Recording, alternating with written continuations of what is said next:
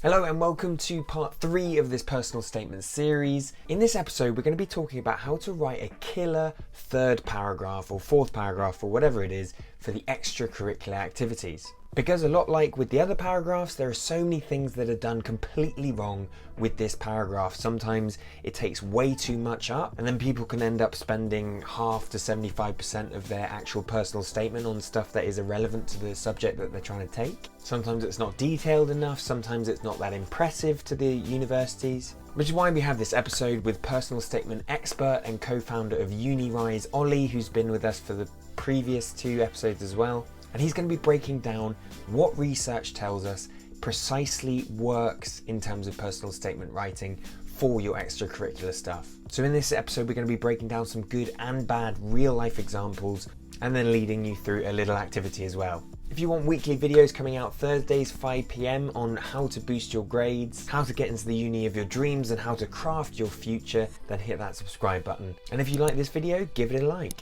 All right, time to hand over to Ollie.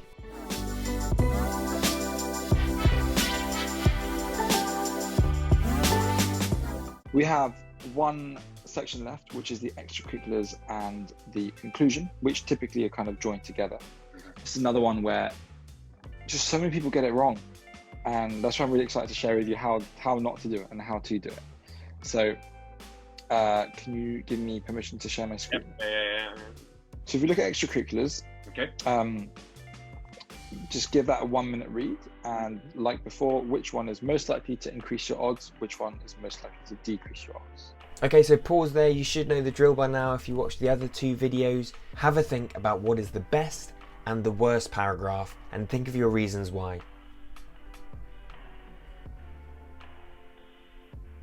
Alright, hopefully that's given you enough time. Let's go back to the answers now.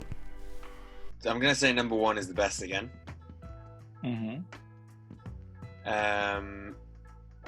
Number 2 is highly impressive.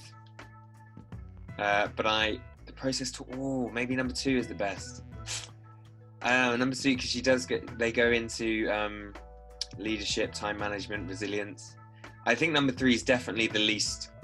I mean, it's short, I guess, but it's not. So it has more space for other things. But can I change my answer? I think number 2 is the best. Number 1 is the middle, and number 3 is the worst. Yes, that is correct. I was hoping to get it wrong actually, but there we go. Yeah, so that's exactly right. Number 3 sounds a bit like your Spanish GCSE, and they're like, "What do you do on the weekends?" And you're like, "I like to go on walks with my friends, and I go to the cinema."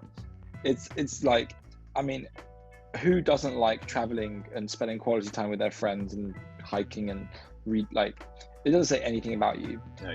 Also, we see this a lot. And maybe like 5 or 10% of students who submit their statements to us on UniRise for a review, they say they end it like an email. "I look forward to hearing from you," and then it's like that. It's not like a cover letter. It's a personal statement. It's very different. And often we see here people saying, "And I look forward to studying at university."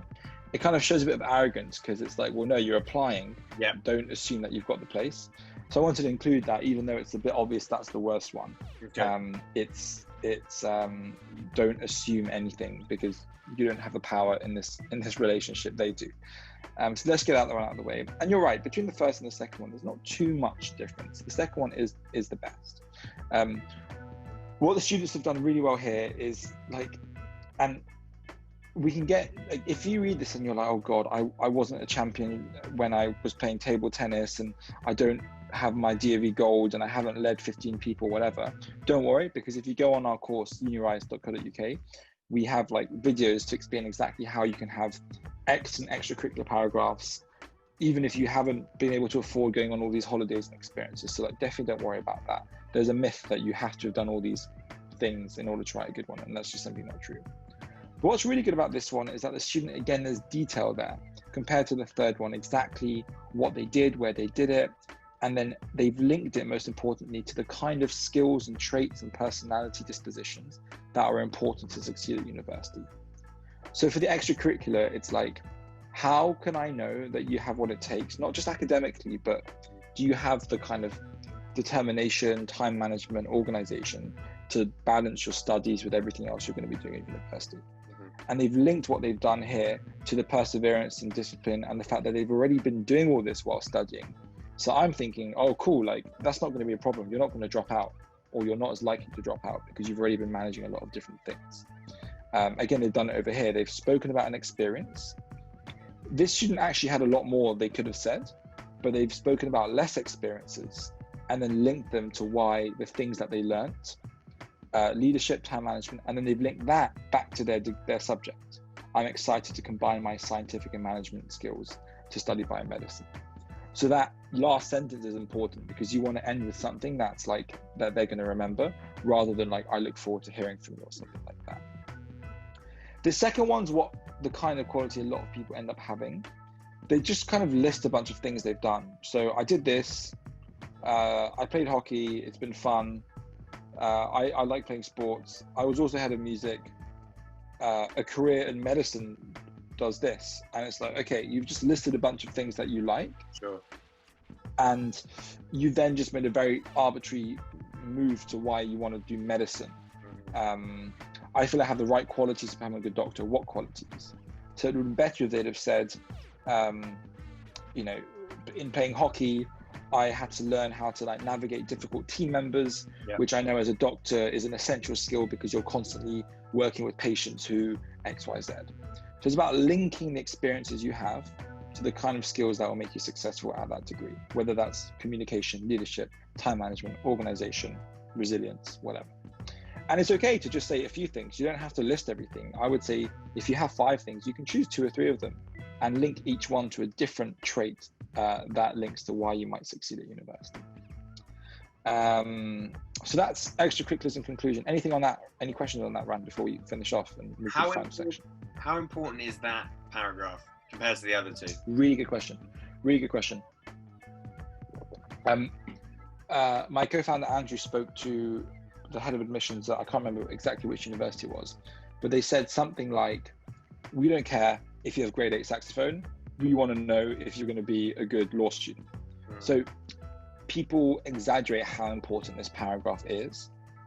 You can have all the grade 8s, you can have all the Duke of Edinburgh golds in the world. If you're not demonstrating that you are passionate about your subject, without using the word passionate, because that's never a good idea in your personal statement, then you did. So basically, this is kind of like the icing on the cake. Sure.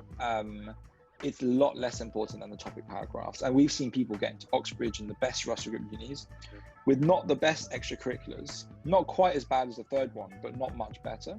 But they've had banging topic paragraphs and introductions. And the last line's also been really powerful as well.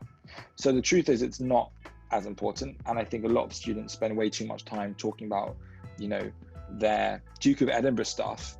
And it's like, I don't care, because you're applying for like Spanish and you could be the best camper in the world, but it's not going to mean that you're going to like be doing all-nighters, you know, and getting your essays in on time.